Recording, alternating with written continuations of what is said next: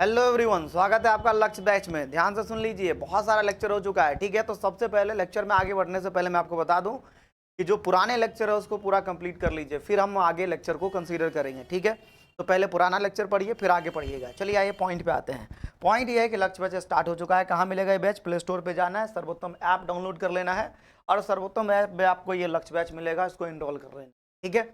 चलिए, हमने कहाँ तक केमिस्ट्री में पढ़ लिया था? हम केमिस्ट्री पढ़ रहे थे और मैंने कहाँ तक आपको पढ़ा दिया था उसके बारे में एक बार एक्सप्लेनेशन देख लें। तो हमने आपको पढ़ा दिया था अभिक्रिया के प्रकार, कई सारे अभिक्रिया के प्रकार पढ़ा दिए थे। हमने संयोजन अभिक्रिया के बारे में बता दिया था, जिसमें मैंने आपको ये बताया था कि जो दो या दो से अधिक अभिकारक हो मिलकर एक प्रतिफल का निर्माण करते हैं और एक प्रतिफल जो है ना ये सूचित करता है कि वो संयोजन अभिक्रिया है, ठीक है।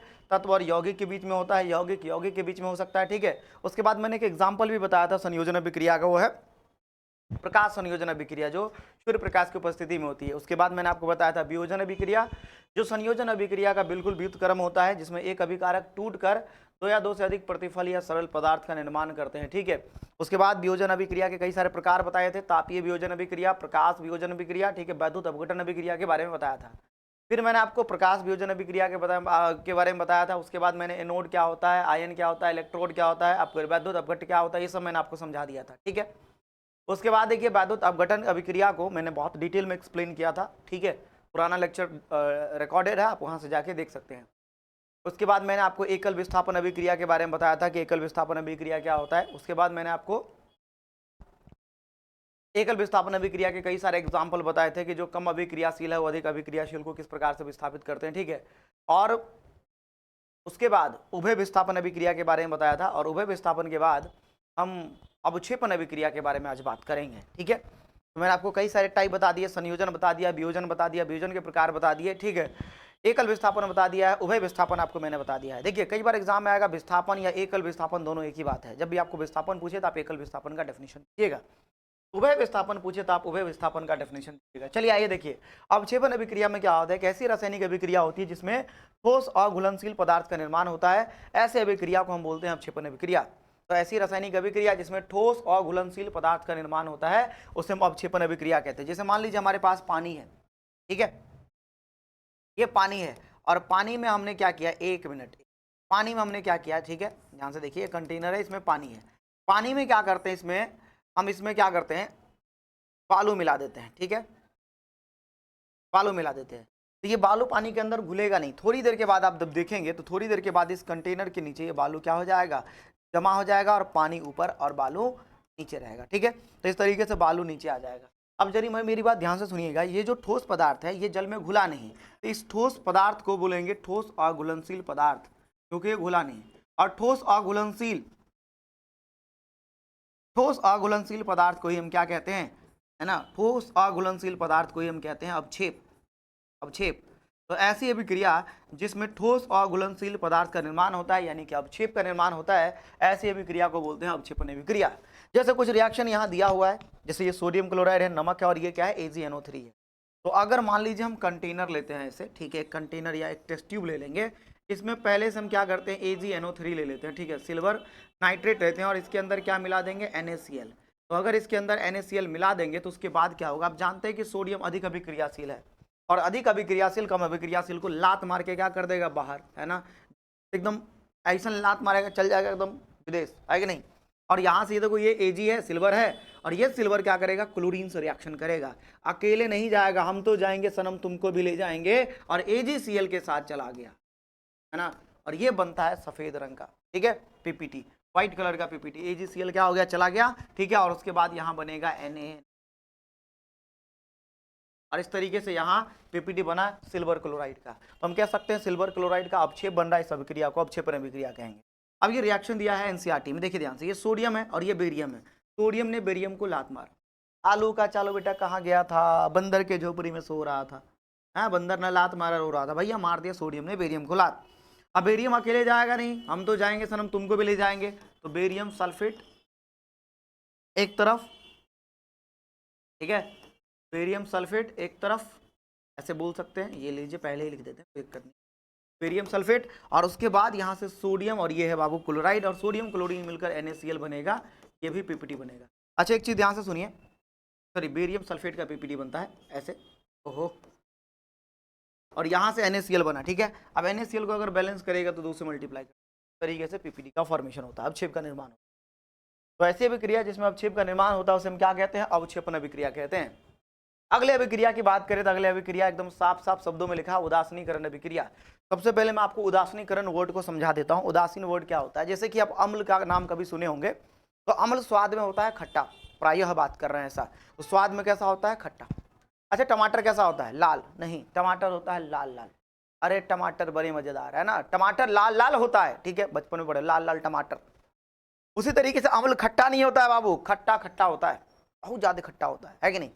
भस्म की बात करें तो भस्म होता है करवा, तो अम्ल होता है खट्टा, भस्म होता है करवा, ठीक है। अब ये जो अम्ल और भस्म है, ये दोनों जब अभिक्रिया करते हैं तो उदासीन यानी कि लवण का निर्माण होता है। और लवण क्या होते हैं, उदासीन। अब उदासीन वर्ड को समझिए, जो ना तो खट्टा हो और ना ही करवा हो, ठीक है। तो जिसमें ना ही अम्ल का गुण पाया जाता है, ना ही क्षार का गुण पाया जाता है या भस्म का गुण पाया जाता है, उसी को हम लवण कहते हैं। और लवण होता है उदासीन, ना उसमें खट्टा होगा ना ही करवापन देखने को मिलेगा, बस उसी चीज को उदासीन कह दिया जाता है। आइए ध्यान से समझते हैं कि जब अम्ल की अभिक्रिया भस्म से कराई जाती है तो जल के साथ जिस पदार्थ का निर्माण होता है उसे हम क्या कहते हैं, लवण कहते हैं। और इसी अभिक्रिया को हम कहा जाता है उदासीनीकरण अभिक्रिया, ठीक है। तो हम कह सकते हैं अम्ल भस्म अभिक्रिया करके लवण और जल का निर्माण करते हैं। तो ऐसी अभिक्रिया जिसमें लवण का निर्माण होता है अम्ल और भस्म की अभिक्रिया के फलस्वरूप, उसी को हम बोलते हैं उदासीनीकरण अभिक्रिया। जैसे देखिए, यहाँ क्या है, भस्म है, और यहाँ क्या है, अम्ल है। इसको अंग्रेजी में कहते हैं बेस, और इसको हम कहते हैं एसिड। और तुमने वो गाना सुना होगा, बेबी को बेस पसंद है, जहाँ एसिड को बेस पसंद है, ठीक है। और आप देखिए एसिड की खास बात क्या है और बेस की खास बात क्या है, ध्यान से सुनिए। ये क्या है बाबू, धातु, ठीक है, सोडियम धातु है, और ये हाइड्रोजन है। और ये हाइड्रोजन कहाँ बाबू, ये HCl है, एसिड है, अम्ल है, ठीक है, अम्ल का ये हाइड्रोजन है। आप एक चीज समझ लीजिए, ये जो धातु है अम्ल में मौजूद हाइड्रोजन का जानी दुश्मन है, जानी दुश्मन, एकदम ऐसा लात मारेगा, एकदम ऐसा लात मारेगा बाहर, है कि नहीं। लेकिन हाइड्रोजन अकेले नहीं जाएगा, OH को ले जाएगा, है कि नहीं। हम तो जाएंगे सनम, तुमको भी ले जाएंगे, और H और OH मिलके क्या बन जाएगा, H2, ठीक है। उसके बाद हमारे पास Na है और Cl है, तो ये बन गया NaC, ठीक है। इस तरीके से हम कह सकते हैं कि ये जो है लवण बना है और ये जल बना है। ऐसी अभिक्रिया जिसमें लवण और जल का निर्माण होता है उदासीनीकरण अभिक्रिया। फिर से देखिए, ये सोडियम है और ये हाइड्रोजन है, एसिड में मौजूद हाइड्रोजन का क्या है, जानी दुश्मन, लात मार के बाहर कर देगा। लेकिन बाबू यहाँ एक ही सोडियम है तो एक ही हाइड्रोजन को डिस्प्लेस करेगा, लेकिन अगर दो हाइड्रोजन को डिस्प्लेस कर रहा है तो सोडियम का दो होना जरूरी है, हम आगे देखेंगे। तो हम कहते हैं कि दोनों हाइड्रोजन को डिस्प्लेस कर दिया। अब ये दोनों हाइड्रोजन डिस्प्लेस हो चुका है तो हाइड्रोजन क्या होगा बाबू, ये विस्थापित हुआ तो हाइड्रोजन OH को लेकर जाएगा, तो यहाँ बनेगा पानी, ठीक है, देखो मेरी नानी, और ये बनेगा सोडियम सल्फेट NaSO4, ठीक है।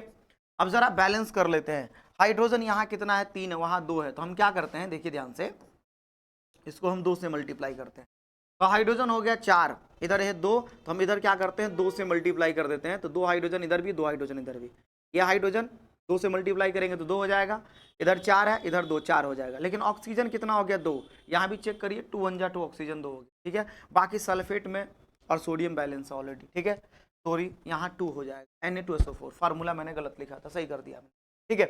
चलिए आगे, ये पोटेशियम है, पोटेशियम अगर हाइड्रोजन को डिस्प्लेस करे तो बाबू हाइड्रोजन हटेगा, और हाइड्रोजन अकेले नहीं जाएगा, OH को लेकर जाएगा, हम तो जाएंगे सनम, तुझे भी ले जाएंगे। पोटेशियम ने सल्फेट से कहा हम तो तेरे आशिक हैं सदियों पुराने, तू भी ना माने मैं भी ना बजानूं, और इस तरीके से पोटेशियम सल्फेट के साथ मैच कर चुका है।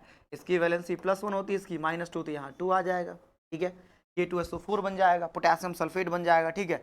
बैलेंस करना चाहते हैं तो यहाँ देखिए पोटेशियम 2 होना चाहिए, तो इसको हम 2 से मल्टीप्लाई कर देते हैं, ठीक है। 2 से मल्टीप्लाई करेंगे तो हाइड्रोजन 4 हो गया, तो यहाँ भी क्या करना पड़ेगा, 2 से मल्टीप्लाई करना पड़ेगा, बैलेंस। चलिए आगे देखिए, मैग्नीशियम हाइड्रोक्साइड HCl के साथ रिएक्ट कर रहा है। मैग्नीशियम भी धातु है और ये अम्ल में मौजूद हाइड्रोजन है, जानी दुश्मन है, लात मार के भगा देगा, लेकिन ये OH के चक्कर में है ना पड़ा हुआ है, तो उसको OH को लेकर फरार हो जाएगा, और यहाँ बनेगा पानी, और यहाँ बनेगा MgCl। तो MgCl कैसे बनेगा, देखिए ध्यान से, इसकी वैलेंसी होती है +2, इसकी -1, क्रॉस मल्टीप्लाई करेंगे तो यहाँ 1 आ जाएगा, यहाँ 2 आ जाएगा, तो हम कह सकते हैं कि यहाँ जो फार्मूला बनेगा वो बनेगा Mg2। अब बैलेंस करने के लिए क्लोरीन क्या होना चाहिए, 2 होना चाहिए, यहाँ 2 से गुना कर दिया तो क्लोरीन 2 हो गया, हाइड्रोजन बाबू 2 है, ठीक है, 2 हाइड्रोजन 2 H के साथ मिलकर क्या बनाएगा, 2 पानी के मॉलिक्यूल बनाएंगे। तो यहाँ से आप बैलेंस करोगे तो 4 हाइड्रोजन आपको दिखेगा, 2 हाइड्रोजन यहाँ है, 2 1 जा 2, 2 2 4, और 2 ऑक्सीजन यहाँ है, तो वहाँ भी इस तरीके से रिएक्शन हमने कंप्लीट किया था। ऐसी अभिक्रिया जिसमें अम्ल और भस्म आपस में अभिक्रिया करके लवण और जल का निर्माण करते हैं, ऐसे अभिक्रिया को हम उदासीनीकरण अभिक्रिया कहते हैं। आगे देखिए अगला अभिक्रिया ऊष्माक्षेपी अभिक्रिया। तो ऐसी अभिक्रिया जिसमें ऊष्मा या ऊर्जा का उत्सर्जन होता है उसी को क्या बोलते हैं, ऊष्माक्षेपी अभिक्रिया कहते हैं। ठीक है, जैसे ऊष्माक्षेपी अभिक्रिया का अगर निरूपण देखिएगा तो देखिए ए से क्या बन रहा है, बी बन रहा है। एक जनरल रिएक्शन है, मतलब ऐसा मानते हैं कि ए से बी बन रहा है। ए की जगह पे कुछ भी हो सकता है, बी की जगह पे कुछ भी हो सकता है। जैसे ए की जगह पे कार्बन हो गया, बी की जगह पे क्या हो गया, ऑक्सीजन। ठीक है, तो ए की जगह पे कार्बन, बी की जगह पे ऑक्सीजन, कार्बन ऑक्सीजन मिलकर क्या बनाएगा, CO2 बनाएगा। ठीक है, साथ ही साथ इसमें क्या होगी, ऊष्मा मुक्त होगी, इसमें ऊष्मा मुक्त होगी। तो हम यहाँ से कह सकते हैं कि ए और बी क्या हुआ बाबू, रिएक्ट किया। ठीक है, और यहाँ प्लस में ऊष्मा दिखाया गया है, प्लस में ऊष्मा दिखाया गया मतलब यहाँ लिखा है ऊष्माक्षेपी। ठीक है, ऊष्माक्षेपी का मतलब होता है एक्सोथर्मिक रिएक्शन। ठीक है, तो इसको अंग्रेजी में कहते हैं एक्सोथर्मिक रिएक्शन। ठीक है बाबू, देखना ध्यान से, एक्सोथर्मिक रिएक्शन अंग्रेजी नाम भी कई बार काम में होता है। ठीक है, एक्सो का मतलब होता है एग्जिट, है ना, थर्मिक का मतलब होता है हीट। तो ऐसी रिएक्शन जिसमें हीट एग्जिट हो रही है, निकल रही है, उसी को क्या बोलेंगे, ऊष्माक्षेपी अभिक्रिया बोलेंगे। तो यहाँ से ऊष्मा का उत्सर्जन हो रहा है, ऊष्मा बाहर। ठीक है, तो कार्बन ऑक्सीजन से अभिक्रिया करेगा तो बनेगा CO2 और यहाँ से क्या निकलेगा, ऊष्मा निकलेगा। ठीक है, उसके बाद देखिए जितने भी दहन की अभिक्रिया होती है प्रायः उसमें ऊर्जा का या ऊष्मा का क्या होता है, उत्सर्जन होता है। तो दहन वाला जो अभिक्रिया होगा वो आपका ऊष्माक्षेपी हो जाएगा। ठीक है, याद रखिएगा इसको। ठीक है, उसमें देखिए अगर ये देखिए ये आपका ब्यूटेन है, ब्यूटेन अगर ऑक्सीजन से अभिक्रिया करता है तो जब भी किसी हाइड्रोकार्बन की अभिक्रिया ऑक्सीजन से होती है तो दो चीजें बनती है, एक तो बनता है CO2 और एक में बनता है बाबू H2O। ठीक है, एक बनेगा CO2, दूसरा बनेगा H2O और साथ में बनेगा ऊष्मा, साथ में बनेगा ऊष्मा। ठीक है, तो जब भी किसी हम कहते हैं हाइड्रोकार्बन का दहन होता है, ये कार्बन हाइड्रोजन है, तो जहां हाइड्रोजन है यहाँ कार्बन है तो इसको बोलेंगे हाइड्रोकार्बन। ठीक है, जिसमें कार्बन हाइड्रोजन है, ऑक्सीजन से भी क्रिया करेगा, CO2 और पानी बनेगा और साथ ही साथ क्या बनेगा, ऊष्मा भी मुक्त होगा। तो आइए जरा इसको बैलेंस कर लेते हैं, बैलेंस करेंगे। यहाँ कार्बन कितना है 4, तो यहाँ भी हो गया 4 बाबुआ। देखो जब भी किसी हाइड्रोकार्बन को संतुलित करते हैं तो उसमें पहले कार्बन को संतुलित करते हैं, फिर हाइड्रोजन को और फिर ऑक्सीजन को। हमने कार्बन को क्या कर लिया है, संतुलित कर लिया है। अगर यहाँ हाइड्रोजन की बात करें तो यहाँ 10 है, तो इसको 5 से अगर मल्टीप्लाई कर देंगे तो ये क्या हो जाएगा, 10 हो जाएगा। ठीक है, तो 4 कार्बन हो गया, 10 हाइड्रोजन हो गया। उसके बाद ऑक्सीजन की बात करें तो ये हो गया 4 दूना 8 और 5 1 जा 5, 13 हो गया। ठीक है, तो हम क्या करते हैं, इसको 13 से मल्टीप्लाई कर देते हैं। 13 से मल्टीप्लाई करेंगे तो 13 दूना क्या हो गया, 26 ऑक्सीजन। लेकिन इधर 13 इधर 26 है, तो हम एक काम करते हैं, इसको 2 से डिवाइड कर देते हैं। ठीक है, और इस तरीके से हमने रिएक्शन को क्या कर लिया है, बैलेंस कर लिया है। अब जितने भी दहन की अभिक्रिया होती है उसमें ऊष्मा का उत्सर्जन होता है। ठीक है, इस तरीके से दाईं तरफ प्लस का ऊष्मा लिखा जाएगा ऊष्माक्षेपी अभिक्रिया के लिए। अब यहाँ देखिए जितने भी उदासीनीकरण अभिक्रिया होते हैं वो भी क्या होता है, एक ऊष्माक्षेपी अभिक्रिया होता भी बताते हैं। सबसे पहले ये देखिए सोडियम हाइड्रोजन को लात मारेगा और हाइड्रोजन OH को लेके फरार हो गया, है ना। जैसे तुम्हारे मौसी, हमारा मौसा, हमारे मौसी फरार हो गया। हे बाबू इधर देखो, ये NaCl, पॉइंट पे आते हैं। ठीक है, अब ये Na और क्या कहते हैं क्लोरीन एक साथ कंबाइन हो गए, है ना। मौसा मौसी है क्या, ये दूसरे मौसा, ये तीसरे। चलिए हटाइए, या हाइड्रोजन OH के साथ मिलकर क्या बना दिया बाबू, पानी बना दिया, और NaCl के साथ मिलकर क्या बना दिया, सोडियम क्लोराइड। ठीक है, अब इस रिएक्शन में क्या होगा, जब तुम एसिड बेस का रिएक्शन किसी भी कंटेनर में करवाओगे तो कंटेनर हीट हो जाता है, गर्म हो जाता है। मान लीजिए वो कंटेनर है, ठीक है, लोग कंटेनर केमिस्ट्री में कहते हैं। आप कहिए बस एक डब्बा है, एगो बर्तन है, लोहिया है, कढ़ाई है, जो भी तुम बोल दो। ठीक है, गिलास है, गिलास में एसिड डाल दिया, बेस डाल दिया, दारू नहीं डालना है, एसिड बेस डालना है। ठीक है, जब गिलास में एसिड बेस डालेंगे तो ये गिलास गर्म हो जाएगा। इससे पता चलता है कि ऊष्मा क्या हो रहा है बाबू, बाहर निकल रहा है। ऊष्मा क्या निकल रहा है, बाहर। तो यहाँ से ऊष्मा का भी उत्सर्जन होता है, इसलिए इसको ऊष्माक्षेपी अभिक्रिया कहते हैं। अब देखिए शोषण की अभिक्रिया भी क्या कहलाएगी, ऊष्माक्षेपी कहलाएगी, क्योंकि इसमें भी ऊष्मा का उत्सर्जन होता है। अब कैसे देखिए, अब देखिए इसका रिएक्शन होगा तो जब भी ग्लूकोज का विखंडन होता है ऑक्सीजन के फलस्वरूप तो क्या बनता है, CO2 बनता है और H2O बनता है। ठीक है, आप ये देख लें कि ये भी हाइड्रोकार्बन है, ऑक्सीजन से दहन हो रहा है तो CO2 और H2O बनेगा। साथ ही साथ इसमें ऊष्मा भी मुक्त होती है। ठीक है, तो हम कह सकते हैं इसमें ऊष्मा भी मुक्त होती है। बैलेंस करना है तो कार्बन को सबसे पहले, यहाँ 6 है तो यहाँ कार्बन बैलेंस करेंगे 6, हाइड्रोजन 12 है तो इसको 6 से मल्टीप्लाई कर दिया, 12 हो गया। ठीक है, ऑक्सीजन अगर चेक करेंगे तो बाबू यहाँ 6, ये इधर कितना 12 6 18 है, यहाँ 6 इधर 6 से मल्टीप्लाई करेंगे तो 12 6 18 इधर भी होगा। इस तरीके से इसमें ऊष्मा का उत्सर्जन हो रहा है, तो ये भी क्या होगा, ऊष्माक्षेपी। तो मैंने कहा दहन की अभिक्रिया, उदासीनीकरण, शोषण, तो दहन, उदासीनीकरण, शोषण और संयोजन अभिक्रिया प्रायः। अब संयोजन में क्या लिखा, प्रायः सभी संयोजन अभिक्रिया सभी संयोजन अभिक्रिया ऊष्माक्षेपीय अभिक्रिया नहीं कहलाते, कुछ संयोजन अभिक्रिया ऊष्माक्षेपीय अभिक्रिया कहलाते हैं। जैसे ये कली चूना है, इस कली चूना में क्या किया आपने, पानी मिला दिया, ठीक है। तो अगर आपने कली चूना में पानी मिला दिया तो देखिए जब भी धातु या धातु का कोई भी यौगिक है, ठीक है, तो धातु या धातु का कोई भी यौगिक अगर जल से अभिक्रिया करता है, लिख लेना ये सारी बातें गुरु मंत्र के रूप में, ठीक है। कैसे, जब भी कोई धातु या धातु का यौगिक, तो धातु या धातु का यौगिक जल से अभिक्रिया करता है तो धातु का हाइड्रोक्साइड बनेगा। तो सबसे पहले आपको बनाना हाइड्रोक्साइड, तो कैल्शियम का हाइड्रोक्साइड, धातु कौन है यहाँ, कैल्शियम, इसी का हाइड्रोक्साइड बनाए थे, कैल्शियम है, ये OH है, हाइड्रोक्साइड बनाना है ना, ये +2 ये -1, क्रॉस मल्टीप्लाई करेंगे तो यहाँ 1 आ जाएगा और यहाँ क्या आ जाएगा 2, ठीक है, कैल्शियम हाइड्रोक्साइड। साथ ही साथ जब हम चूना में पानी डालते थे, तुम देखोगे चूना बल बल बल बल बल बल खोलने लगता है, ठीक है। तुमने गाँव में देखा होगा या घरों में देखा होगा कि जब चूने से क्या की जाती है, व्हाइट वॉश की जाती है, यानी दीवारों पे पेंट किया जाता है, ठीक है। तो तुम चूने में पानी डालते हो खोलने लगता है, यानी वहां से कई सारी हीट निकलती है, ठीक है, उष्मा निकलती है।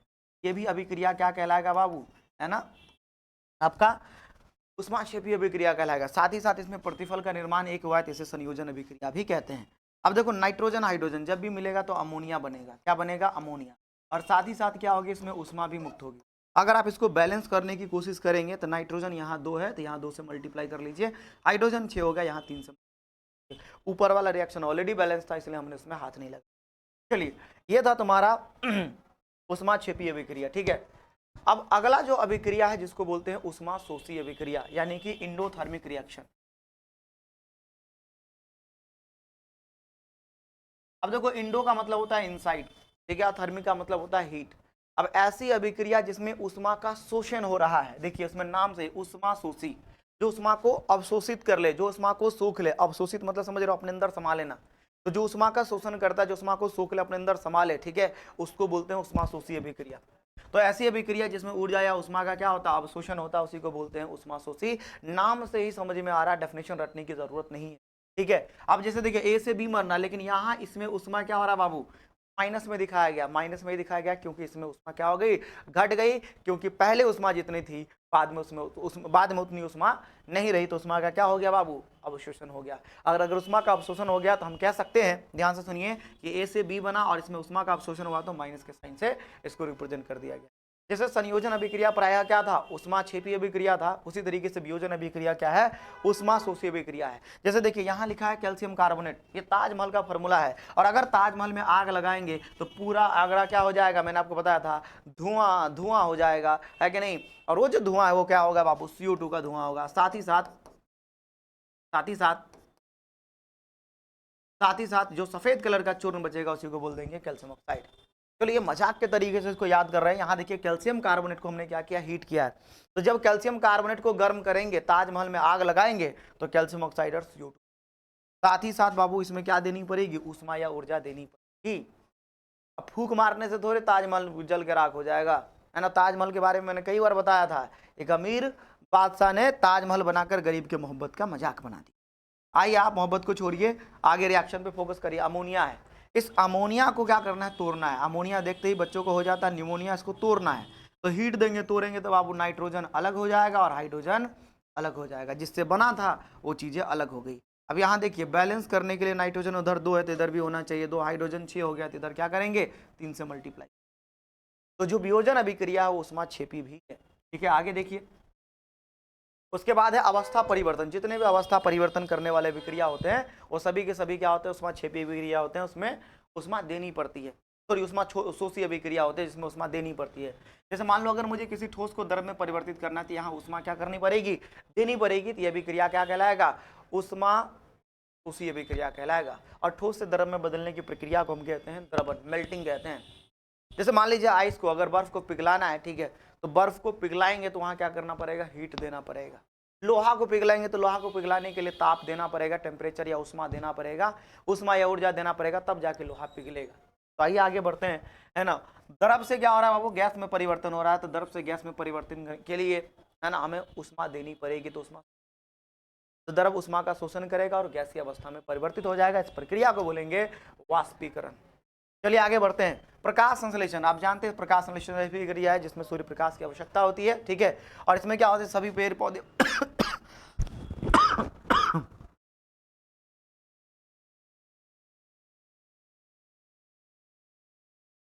Am sorry, it's okay.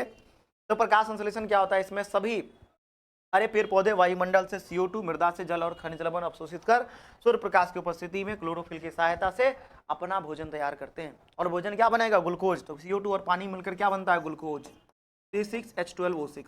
साथ ही साथ यहाँ क्या होता है बाबू, ऑक्सीजन भी मुक्त होता है, ठीक है। और यहाँ क्या होगा, यहाँ उष्मा या ऊर्जा देनी पड़ी है। अगर रिएक्शन को बैलेंस करेंगे तो यहाँ एक कार्बन, यहाँ 6 कार्बन है तो 6 से मल्टीप्लाई कर दिया, ठीक है।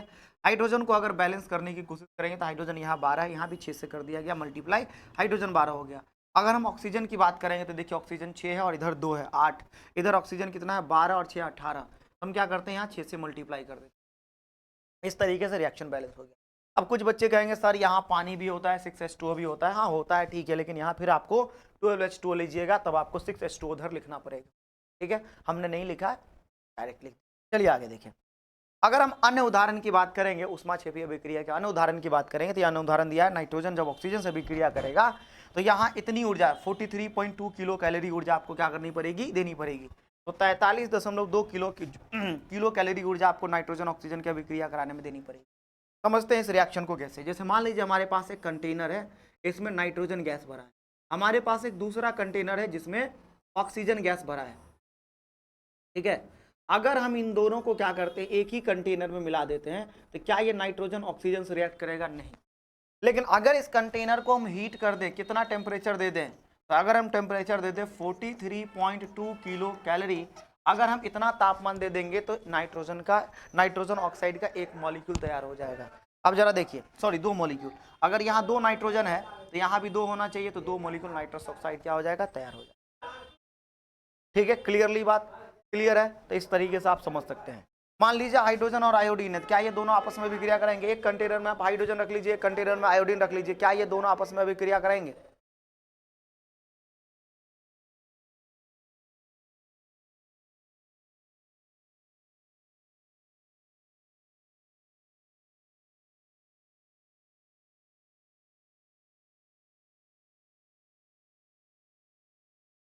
चलिए आइए देखिए, सॉरी फॉर डिस्टर्बेंस।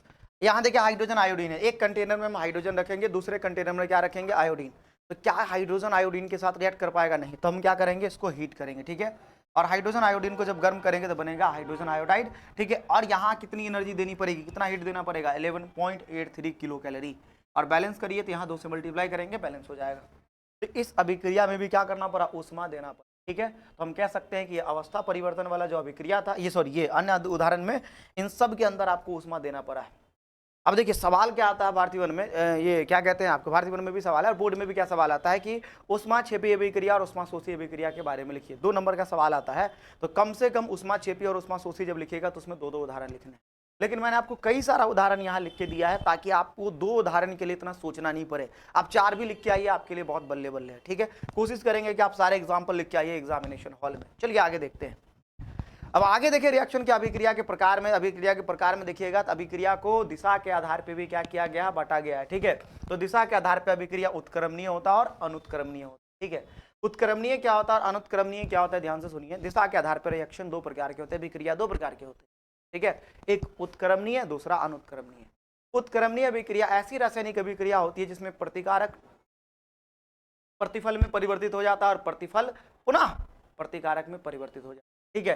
तो यहां से क्या कहेंगे, रिएक्टेंट प्रोडक्ट में कन्वर्ट हो गया, प्रोडक्ट किस में कन्वर्ट हो गया, रिएक्टेंट में, यानी कि प्रतिकारक प्रतिफल प्रतिफल प्रतिकारक में। लेकिन अनुत्क्रमणीय अभिक्रिया में ऐसा नहीं होता, और मतलब होता है नहीं, ठीक है, जिसका उत्क्रमण या फिर उत्क्रमण नहीं किया जा सकता है, यानी जिसको पलटा नहीं जा सकता है। एक बार प्रतिकारक प्रतिफल में बदल गया तो दोबारा प्रतिफल प्रतिकारक में परिवर्तित नहीं होता। ऐसे अभिक्रिया को क्या बोलिएगा, अनुत्क्रमणीय अभिक्रिया बोलिएगा। चलिए आइए देखते हैं। इसमें देखिए कुछ उदाहरण दिया हुआ है, उसमें भी कुछ उदाहरण दिया है। जैसे नाइट्रोजन हाइड्रोजन से अभिक्रिया करके क्या बनाएगा, अमोनिया बनाएगा, ठीक है। बैलेंस करने के लिए यहाँ मैं 2 लगा रहा हूँ, ऑलरेडी मैंने इसका बैलेंसिंग आपको बता रखा है, और यहाँ मैंने 3 लिख दिया, ये बैलेंसिंग करके 2-3 आया है। कई बार बच्चे पूछते हैं ये 3 कहाँ से आ गया, 2 कहाँ से आ गया, तो हमने बैलेंस करके लिखा है, ठीक है। अब यहाँ से देखिए इन दोनों जब आपस में अभिक्रिया करेगा तो ये दोनों जुड़ के अमोनिया बनेगा, अमोनिया टूट कर, है ना, नाइट्रोजन हाइड्रोजन बनेगा, ठीक है। तो प्रतिकारक जुड़कर प्रतिफल, प्रतिफल टूटकर प्रतिकारक बनाते हैं। PCl3 और ये PCl3 और Cl2 है, ठीक है, ये दोनों मिलकर क्या बनाएंगे, PCl5।